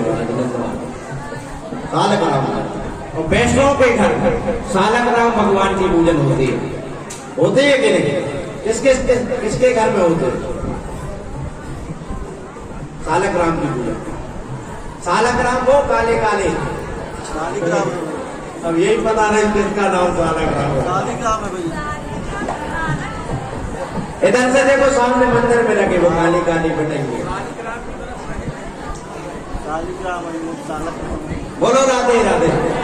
तो सालक राम का पूजन करते थे। और पूजन कैसा होता है? पानी सालिक राम भूल गए तो पूजन कैसे किया जाता है? हमारे यहाँ तो पूजन ऐसे होता है, बताओ। सुबह नहाए, एक तबेली में जल लिए, 3 बार डुबाए भगवान को, और सिंहासन में विराजमान के टीका लगाए, 2 चिरौंजी का भोग लगाया, और अपना काम करने लगे, है ना? ऐसे ही होता है पूजन, ऐसे ही होता है। शुद्ध आसन पर व्यक्ति को बैठकर पूजा करना चाहिए। जिस आसन पर बैठकर आप भगवान का पूजन करें, वो आसन पर फिर कभी पैर न लगे पूजन करने के बाद। शुद्ध आसन पर, आसन पर बैठे परमात्मा का ध्यान करें, परमात्मा का ध्यान करें। हे प्रभु, आप मेरी इस पूजा को स्वीकार करें। बढ़िया शुद्ध जल से स्नान कराए। पहले तो आसन में उनके लिए तो शुद्ध जल से स्नान कराए, पंचामृत से स्नान कराए। पंचामृत क्या होता है? दूध, दही, घी, शक्कर, शहद, 5 चीजों से जो बने हुए पंचामृत, है ना? पंचामृत से स्नान कराए, तो शुद्ध जल से कराए, फिर टीका लगाए, है ना? टीका लगाए, फूल चढ़ाए, तुलसी पत्र चढ़ाए, अगरबत्ती से धूप दिखाए, दीपक जलाए, है ना? भोग लगाए। भोग क्या लगाए? 2 चिरौंजी नहीं, घर में भोजन बने हुए भोग लगाए। एक बात और बताऊं, आप सब लोग लड्डू गोपाल की पूजा करते हैं कि नहीं? सब लोग करते हैं, सब लोग करते हैं, हमें पता है। 4-4, 5-5 जोड़ी तो हमारे यहाँ रख गए। लोग महाराज करो पूजा। जो भी आई दादी यार नहीं, आप पूजा करेंगे यार, आपको भजन पड़ रहा है, वहां पर पूजा करते हैं। बताओ, सालक राम ले आई लड्डू गोपाल। हमने कह दिया मोहल्ले के ले आओ, मैं तो ये कहता हूँ पूरे मऊ के ले आओ पूजा करने के लिए तैयार। बोलो राधे राधे। कभी ये मूर्ति है ये भाव मत लाओ, कभी मत लाओ ये भाव। हमेशा घर का एक सदस्य मानो। मैंने ऐसे ऐसे भक्त देखे हैं, मेरे ही मतलब कुछ दीक्षा जो लिए मुझसे, ऐसे भक्त है, इतनी निष्ठा है परमात्मा में कि यदि वो कहीं भी जाते हैं ना, तो गोपाल जी को जरूर साथ देगा, जरूर, हमेशा, कभी भी उनको अकेला नहीं छोड़ना चाहिए। कन्हैया की ऐसी भक्ति होना चाहिए, लड्डू गोपाल की ऐसी। कभी ये मूर्ति है भाव को लाना ही मत। सुंदर वस्त्र, तो नंद बाबा भी सालक राम भगवान की पूजन करते, पहले दूध, घी, शक्कर, शहद, बढ़िया। अब ये पूजन करते थे, आसन बिछाकर पूजन करने लगे। कन्हैया घुटमन चलने लगे थे, जब तक पैदल चल नहीं पाते थे, घुटमन चलते थे। जैसे ही नंद बाबा पूजा घर में पूजा करने के लिए गए, इतने में पीछे से कन्हैया भी दौड़ते चले आ रहे हैं, घुटमन। नंद बाबा ने वही रोक दिया, दूर दूर दूर कन्हैया, दूर। लाला, बिना नहाए पूजा घर में नहीं आया जाता, बिना नहाए पूजा घर में नहीं आया जाता। कन्हैया रुक गए, बोले, मन में सोच रहे कि बाबा तो मुझे अंदर ही नहीं आने दे रहे, और दूर से देख रहे हैं पूजन। काले काले सालक राम जी बढ़िया घी में नहा रहे, दूध में नहा रहे, पंचामृत में नहा रहे, शहद में नहा रहा है महाराज। अब मन में विचार कर रहा है कि जब इतनी चीजों से नहा रहा है तो बड़े मीठे होंगे, हैं? बहुत मीठे होंगे। आप वैष्णव जो होते हैं ना, पूजन करने के बाद चाहे 100 काम बिगड़े चाहे बने, माला जरूर करते हैं, जब जरूर करते हैं, 100 काम बिगड़े या बने। अब यहां तो जैसे जैसे पूजा होती है? जल्दी जाए, नाश्ता बनाना है? अरे एक दिन लेट कर लोगे नाश्ता, या फिर ब्रह्म मुहूर्त में जग जाओ ना, सिद्ध होगा और जीवन सार्थक बन जाएगा। क्या कन्हैया देख रहे, अरे बड़े मीठे हो गए ये। और पूजा होने के बाद नंद बाबा तो आंखों पर पट्टी डालकर, दुपट्टा डालकर भजन करने लगे। आप लोगों में से कई लोगों ने देखा होगा कि बूढ़े बुजुर्ग संत महात्मा कभी कभी आप लोगों ने देखा होगा दुपट्टा ऐसा कर ही जप करते हैं, सर पे अंगोछा डाल के फिर जब जाप किया उधर। अब तो आंख बंद करके भी जाप नहीं हो पाता, इंद्रियों को वश में कर एकाग्र मन होकर जब करना चाहिए। एक आसन हो गया, नंद बाबा जब करने लगे, इतने में कन्हैया के मन में विचार आया कि बाबा तो जाप कर ही रहे हैं, क्यों ना मैं इसको चख लूं। उन्होंने सोचा ये गुलाब जामुन है, गुलाब जामुन। यह सोचकर घुटमन चले और सिंहासन में से सालक राम को उठाया और गप से मुंह कर गई। अब उसको चूस रहे हैं बड़े प्रेम से चूस रहे हैं। बाबा की माला पूरी हुई और जैसे ही उन्होंने अपना गमछा सिर से हटाया और जैसे ही दर्शन करने के लिए नेत्रों को खोला तो सिंहासन से सालक राम बोल। अब तो खूब तुलसी दल हटाए, फूल हटाए, कहीं यहाँ तो नहीं छिप गए, लेकिन वो तो बताए, वो तो दूसरे सालक राम ने सालक राम को बंद करके रख लिया। बाबा चारों तरफ देखा, कहीं नहीं है, ये राम कहाँ गए, यही तो रखा भी पूजा करके। जब नजर घुमाई तो छोटे से सालक राम बैठे, बोले लाला तुमने क्या भगवान जय को देखा? लाला मन में सोच रहा है हमसे बड़ा जय और कौन हो गया, सबसे बड़े जय तो हम ही हैं, हमसे बड़ा कौन हो गया। नंद बाबा ने पूछा लाला जय को देखा? बोले मुंह ना बोले, कैसे बोल जाए? बोले मुंह में रखे हैं सालक। बोले देखा, यही तो थे, जरूर तुम नहीं उठाया होगा। बोले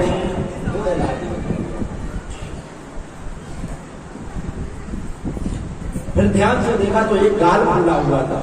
नंद बाबा ने एक मुक्का दिया, सालक राम लपक के बाहर आ गए।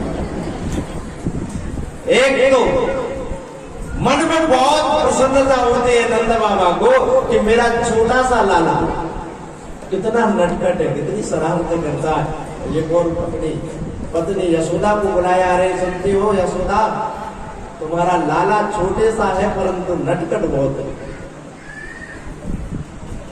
कितना शरारती है, इसको समझाओ कहीं बिगड़ ना जाए।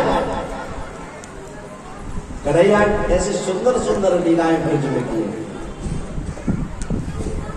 एक बार मैया ने श्रृंगार किया और श्रृंगार करने के बाद मोर मुकुट माला बांध दिया, पीताम्बरी पहना दी। पीताम्बरी पहनाने के बाद सुंदर श्रृंगार किया और श्रृंगार करने के बाद मोटा सा काजल लगा दिया। मोटा सा काजल लगाया और काजल लगाकर जैसे ही कन्हैया को उंगली पकड़कर चलना सिखा रही थी, उसी समय कन्हैया यशोदा की उंगली को छोड़कर नाच रहे। ज्यादातर व्यक्ति खा नहीं पाते थे, इसलिए वैदिक लोग कहते थे कि शहद में मिलाकर उसको आप खा ले। तो शहद में मिलाकर वो चूर्ण जो है लोग खाता था। इसके बाद जो है उसका रोग ठीक हो जाता है। ये कथा है चूरण। आपके सांसारिक रोग जो है, लोभ, मोह, ईर्ष्या, द्वेष, पाप, सबको मिटाने वाली है ये कथा। हर व्यक्ति रोगी है कि नहीं? हर व्यक्ति, कोई छाती पर हाथ रखकर नहीं कह सकता कि मैं सुखी हूं। दीन कहे धनवान सुखी, धनवान कहे सुख राजा को भारी, राजा कहे महाराजा सुखी, महाराजा कहे सुख इंद्र को, इंद्र कहे सुख चतुरानन को सुख, ब्रह्मा कहे सुख विष्णु को भारी, तुलसीदास विचार करे हरि भजन बिना सब जीवन भारी। प्रत्येक व्यक्ति को दोगे, प्रत्येक व्यक्ति को सुख की अनुभूति व्यक्ति को कब होती है? जब परमात्मा के पास में पहुंचता है, जब वह कथा में आता है, सच्चा सुख केवल यही प्राप्त होता है व्यक्ति को। कौन कौन को नहीं होता? हाथ उठाओ, सच्चा सुख आओ, सबको होता है। ये मेरी कथा सार्थक ही मानो। जब सुख की अनुभूति व्यक्ति को यहाँ पर हो रही, और हो रही, मुझे पता है 4 घंटे से कम कथा नहीं चलती यहाँ पर, लेकिन मैंने देखा है कि कोई व्यक्ति मुखमंडल पर ना तो थकावट और ना ही ये महसूस होता है कि ये बोर हो गए, है ना? इतने भाव से कथा, जब व्यक्ति भाव से कथा सुनता है तो सुनाने वाले के लिए भी अच्छा लगता है। जब अच्छे से कथा ही नहीं सुनोगे, यहाँ वहां की बात सुनोगे, तो हम भी कह रहे कि भैया आरती करवा, है ना? बोलो राधे राधे। सही समय से गणेश दिनेश सुरेश जाई निरंतर ध्यावे, ताई अखंड अनंत अनादि असेत अभेद सुभेद बतावे, नारद से सुख व्यास रहे, पची हारे कोई पुनि पार न पावे, और ताई अहिर के छोहरिया छचिया वह छाछ नाच रहे। परब्रह्म जो सारी दुनिया को नचाता है, वह परब्रह्म आज मैं यशोदा के आंगन में नाच रहा है। ये नाच को देख कर वाल्मीकि ने देखा इस नाच को, जाकर अपनी सखियों को सुनाया। यशोदा के देखो कितने बड़े भाग के, वह परब्रह्म परमेश्वर जगत पिता जगदीश्वर उसके आंगन में किलोर कर रहा है, नृत्य कर रहा है। महाराज यशोदा तेरी भाग्य की कहीं न जाए, कौन सलाह न दे सकता है मां यशोदा के लिए भाग्य की। धन्य भाग मां यशोदा जो कृष्ण जैसे कन्हैया उनके आंगन में नाच रहे, जो सारी दुनिया को नचाता है। मैं आपको स्पष्ट करा दूं, ब्रज में जितनी गोपियां हैं ना, वो साधारण स्त्रियां नहीं है। जो गोपियां हैं ना, गोपी का भावार्थ क्या होता है? संस्कृत के विद्वान बैठे हैं। गोपी का भावार्थ ये होता है, गो यानी इंद्रियां और पी यानी पीना। जिसने अपनी इंद्रियों को 5 कर्म इंद्रियां, 5 ज्ञान इंद्रियां, मन, सबको ग्रहण कर लिया, वही गोपी है। जिसके अंदर सांसारिक वासनाएं नहीं है, वही गोपी है।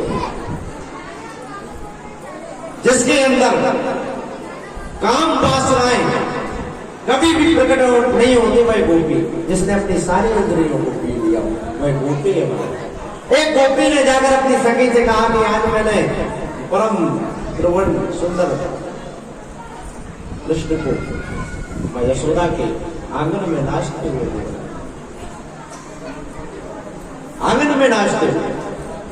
सखी से कहा हमें भी दर्शन करना है, ऐसे परब्रह्म का, परमेश्वर का, गोविंद का मुझे दर्शन हो जाए तो कितना आनंद, कितने आनंद की बात। अब बोले लेकिन क्या करें, हम कैसे दर्शन करने जाएं, क्योंकि हमारी सासू माँ तो हमें घर से बाहर नहीं निकलने देती।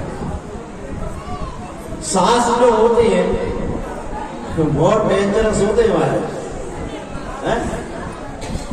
किसी ने मुझसे कहा था जो महाराज सांस ना लेने दे वो सांस। बोलो राधे राधे। एक मिनट सांस ना लेने दे, काम काम काम हमेशा। बोले कैसे कैसे हम ब्रह्म का दर्शन करें? ऐसा कोई काम किया जाए जिससे सांस सांस जो है मुझे उसका दर्शन करा। तो क्या किया कि यमुना के लिए जल भरने के लिए गई और जल भरते समय सबने विचार बनाया कि एक मटकी को फोड़ देते। तो एक ने किसी ने एक मटकी, किसी ने दो, किसी ने तीन ऐसी मटकियों को फोड़ दिया। कि जब उनकी सासों ने पूछा किसने फोड़ी तो बता दिया कि नंद के लाला ने।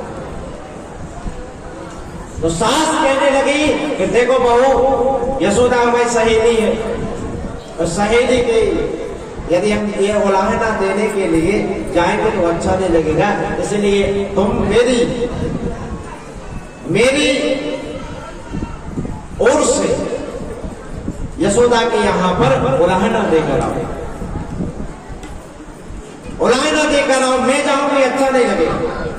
देखे बिन काना जब मन नहीं माना, आज मैंने इन आंखों से ब्रह्म पहचाना।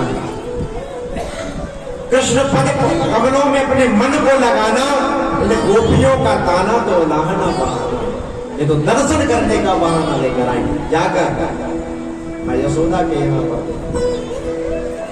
यशोदा देखते हैं कि हजारों की संख्या में ये गोपियां क्यों आ रही है? ना लाला का जन्मदिन है, ना लाला का जन्मदिन, ना मेरे यहाँ सत्यनारायण की पूजा, तो ये सब क्यों चली आ रही? सारी गोपियां आई, उलाहना दिया। बोले पहले कन्हैया को बाहर निकालो फिर बताऊंगी। कन्हैया बाहर आए, उलाहना दिया।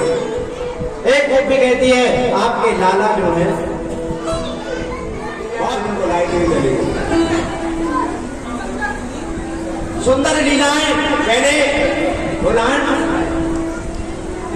एक गोपी कहते हैं कि आपके लाला जो है मेरे बछड़ों को छोड़कर भाग जाते हैं। यशोदा ने कहा बछड़ों को छोड़ देते हैं तो अच्छा ही काम करते क्या? बोले नहीं माता, आपका लाला जो है जब गाय लगाने का टाइम आता ठीक आधा घंटा पहले छोड़ जाता है, बछड़ा सब दूध पी लेता है, सासू मां को डांटती है। एक कहती है कि आपका लाला मेरी मटकियों को बोल देता है।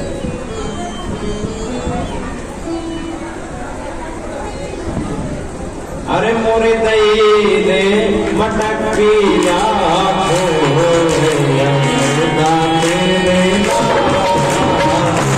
उलाहना दिए। एक गोपी उलाहना देती महाराज, बोलते भैया मैं आपसे क्या कहूं, आपका लाला कितना नटखट है, मैं बताओ? बोले बताओ। बोले एक बार की बात है कि मेरे यहाँ सत्यनारायण की पूजा हुई, सत्यनारायण की पूजा हुई और ना जाने खेलता खेलता आपका लाला कहां से आ गया और कहने लगा कि भाभी राम राम। मैंने कहा राम राम। बोले प्रसाद दे, प्रसाद दो। मैंने कहा लाला अभी पूजा होगी, भोग लगेगा तब जाकर प्रसाद बटेगा, ये अभी भगवान की पूजा नहीं हुई। तो कहता है मुझसे बड़ा भगवान कौन है? मैंने मना कर दिया, प्रसाद नहीं दिया। तो कहने लगा कि होगी सो देखी जाएगी, हम भी बताएंगे। तो क्या किया कि बाहर से गली में से दो पिल्ले पकड़ कर ले आए, पिल्ले पकड़ कर ले आए और जहां पर सालक राम बैठे थे, जहां सत्यनारायण भगवान बैठे थे, वहीं पर बैठा दिया सिंहासन में और जोर जोर से चिल्लाने लगे, अरे भाभी आओ जल्दी से, सत्यनारायण भगवान प्रकट हो गए, दर्शन कर लो। जैसे ही हमने देखा तो वहां काय को सत्यनारायण बाबू को पिल्ले बैठे। ऐसी लीलाएं मेरे कन्हैया करते। एक कहते हैं मैं क्या सुनाऊं, सारी गोपियां एक एक करके उलाहना दे रही है, मैं सुना। एक कहती है मैं क्या सुनाऊं, मेरे पति का था जन्मदिन, मेरे पति का जन्मदिन था तो लाला आए, लाला आए, ना जाने किस बात पर रुक कर चले गए। मैं तो सोचा कि मना लेंगे, लेकिन ना जाने रात्रि में कब आ गए। हम और पति और हम सो रहे थे। जन्मदिन के दिन रात्रि के 12 बजे उन्होंने क्या किया कि मेरी चोटी और मेरे पति की दाढ़ी आपस में बांध दी। अब रात के 2:30 बजे मेरे पति को लगी प्यास लगी, तो जैसे ही मैं उठे तो हम भी खींचे चले आए। अब रात्रि में अंधेरा था तो वो उधर तने, हम इधर तने, जैसे तैसे छोटे की गांठ खुली, तब जाकर हिंगों के मन में शांति आई। ऐसे नटखट लीलाएं करते हैं कन्हैया। अब लीलाएं सुनाते रहेंगे तो 3 घंटे और निकल जाएंगे, इसलिए स्पर्श करते हुए चलते हैं आगे की कथा की ओर। बोलो राधे राधे। लेकिन जाते जाते एक और सुनाई नहीं, मन में न लगी रहे तुम्हारे। आप लोग तो सुनते ही रहते हो, है नहीं? आप कभी कभी सुना पाते। कहते हैं एक सखी कहती है एक गोपी, मैं क्या बताऊं भैया, एक बार आपके कन्हैया मेरे घर पर आए और मेरी छोटी सी लड़की खटिया पे सो रही थी, लेकिन उसकी चुटिया जो है बाहर लटक रही थी। तो आपके कन्हैया आए और मेरी बेटी की चुटिया खटिया की पटिया से बांध कर चले गए। लेकिन जाते जाते उसके कान में कह गए हवा। जैसे ही मेरी लड़की उठी, मेरी पुत्री उठी, और जब उठी तो उसकी चोटी खींची। आप वो चिल्ला रही है माँ बचाओ मुझे बचाओ, हवा ने पकड़ लिया। मैंने कहा हवा ने नहीं पकड़ाई, नंद का लाला है, ये नंद लीला करता है। बोलो राधे राधे। तरह तरह की लीलाएं ब्रज में कन्हैया ने की और कई सारे राक्षसों का उद्धार किया। और मेरे प्रभु ने वृंदावन में कुछ दिन वास किया, क्योंकि जब ज्यादा राक्षस आने लगे तो नंद बाबा ने सोचा कि जब से मेरे लाला का जन्म हुआ कोई ना कोई राक्षस आता ही रहता है और विघ्न ही आ रहे हैं। जहां मेरा लाला सुखी नहीं वहां मैं नहीं रह सकता, इसलिए गोकुल को छोड़कर वृंदावन चले गए। वृंदावन में वास किया। वृंदावन में जाकर गऊ को चराने की जिद की तो माता ने कहा तुम छोटे हो, बछड़े चढ़ाओ। बछड़े चढ़ाते हुए वृंदावन में जाकर कई राक्षसों का उद्धार किया। वृत्तासुर नाम का दैत्य आया। वृत्तासुर यानी बछड़ा के रूप में रूप धारण कर आया और प्रभु ने उसका उद्धार किया। बकासुर आया, अघासुर आया, धैनुकासुर आया, कालिया नाग का भी भगवान ने उद्धार किया। समय नहीं इसलिए स्पर्श करते हुए चल रहे। कालिया नाग का भी उद्धार किया और इसमें गोपियों की मन की जो कल्पना थी, मेरे प्रभु जो कात्यायनी का पूजन करते हैं और मन की कल्पनाओं को भी अभय वरदान देकर कहा कि समय आने पर आपकी मन की इच्छाएं भी पूरी करेंगे। ऐसा कहते हुए सीधा गोवर्धन लीला की ओर चल गई। सुंदर सुंदर लीलाएं मेरे प्रभु ने की। एक बार गैया चराने लगे, अब तो बड़े हो गए, 7 वर्ष के हो गए कन्हैया, 7 वर्ष के हुए और 7 वर्ष के हुए तो गैया चराने के लिए जाने लगे। एक दिन गैया चराकर शाम के वक्त कन्हैया जब जैसे ही लौटे तो कन्हैया देखते हैं कि मैया आज मुंह पर पट्टी बांधकर ना जाने कितने पकवानों को बना रही है। और जैसे ही कन्हैया रसोई घर में जाने लगे तो माँ यशोदा ने रोक दिया, दूर दूर दूर लाला, यहाँ नहीं आना, यहाँ नहीं आना, यहाँ जय जय का प्रसाद बन रहा है, भगवान का प्रसाद बन रहा है। भगवान का प्रसाद इस तरह बनाया जाता था कि सांस के रूप में भी अशुद्ध ना हो जाए, इसलिए मुंह पर पट्टी लगाकर। अब तो महाराज चप्पल पहन कर ही रोग बना देते हैं। जमाना है, कलयुग है, और क्या, चप्पल पहनकर अब तो भोजन बन जाता है। बन जाता है कि नहीं? यहाँ नहीं बनाते, यहाँ सब भक्त लोग है ना, बड़े बड़े शहरों की बात कर रहा हूँ। बोलो राधे राधे। कन्हैया ने जब देखा, कन्हैया ने देखा कि ये किसकी पूजा हो रही, दौड़ कर गए नंद बाबा से कहने लगे, बाबा ये किसकी पूजा हो रही है? बोले ये इंद्र की पूजा के लिए सामग्री हो रही है। इंद्र की पूजा, इंद्र की पूजा क्यों करते हैं? बोले इंद्र भगवान वर्षा कराते हैं, हम उनकी पूजा करते, वो वर्षा कराते हैं, वर्षा कराते तो हरी हरी घास उगती है, घास हमारी गैया खाते हैं, गैया से दूध निकलता है, दूध बेचकर ही तो हम सब अपना लालन पालन करते हैं। कन्हैया ने कहा लाला, कन्हैया ने कहा बाबा से कि बाबा इंद्र की पूजा आप इतने वर्षों से करते आ रहे हैं, एक बात बताओ, क्या आपको कभी इंद्र ने प्रत्यक्ष प्रकट होकर दर्शन दिए क्या? सारे ब्रजवासी भी वहां पर जमा हुए। नंद बाबा कहते हैं पूजा तो हर कितने वर्ष से कर रहे हैं, परंतु दर्शन आज तक नहीं। बोले जब है नहीं तो दर्शन कहां से देंगे? होते तो दर्शन देते।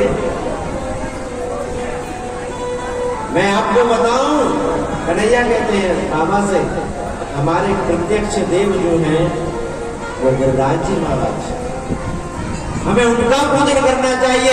उन्हीं की कृपा से ये बारिश होती है, उन्हीं की कृपा से बाहर का जल हमारे ब्रज में नहीं आ पाता, उन्हीं की कृपा से घास उगती है, उन्हीं की शरण में हम गौओं को चराने के लिए जाते हैं। एक बार आप मेरे कहने से गिरिराज महाराज का पूजन करिए। नंद बाबा सारे ब्रजवासी कहने लगे, यदि मैं तुम्हारे कहने से पूजन करूं तो क्या तुम्हारे गिरिराज महाराज प्रकट होकर हमारे पूजन को स्वीकार करेंगे? बोले हाँ। कन्हैया ने कहा जरूर करेंगे, और दोनों हाथ से, दोनों के चारों हाथ से मांग मांग कर आपसे भोजन पाएंगे। आप एक बार मेरे कहने से पूजन तो करें। बोले करेंगे, लेकिन हमारे दो शर्तें हैं। बोले बताएं? बोले एक तो ये कि हमारी जैसी टूटी फूटी पूजा है उनको स्वीकार करना होगा, और इंद्र की पूजा नहीं करेंगे, इंद्र कुपित हो जाएगा, और जो दंड देगा उस दंड से हमें कौन बचाएगा? उन्हें गिरिराज जी महाराज बचाएंगे। बोले ठीक है, तो होने दो पूजा। कैसी होती है? कहने लगे 56 भोग बनाओ। 56 भोग बनने लगे महाराज, नाना प्रकार के।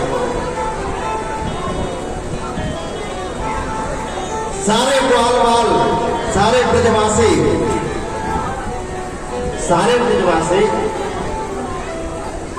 भोजन बनाने के लिए, भगवान का प्रसाद बनाने के लिए अपने अपने घर गए, और 56 भोग लगाकर थालियों में सजाकर सब ले आए, और सब सांडिल्य मुनि को आगे कर गोवर्धन भगवान की पूजन करने के लिए जाने लगे। अरे मैं तो गोवर्धन मेवा बाटी मंडली में सूरपाक पेड़ा रसगुल्ला संग रबड़ी सुहाई भुजिया।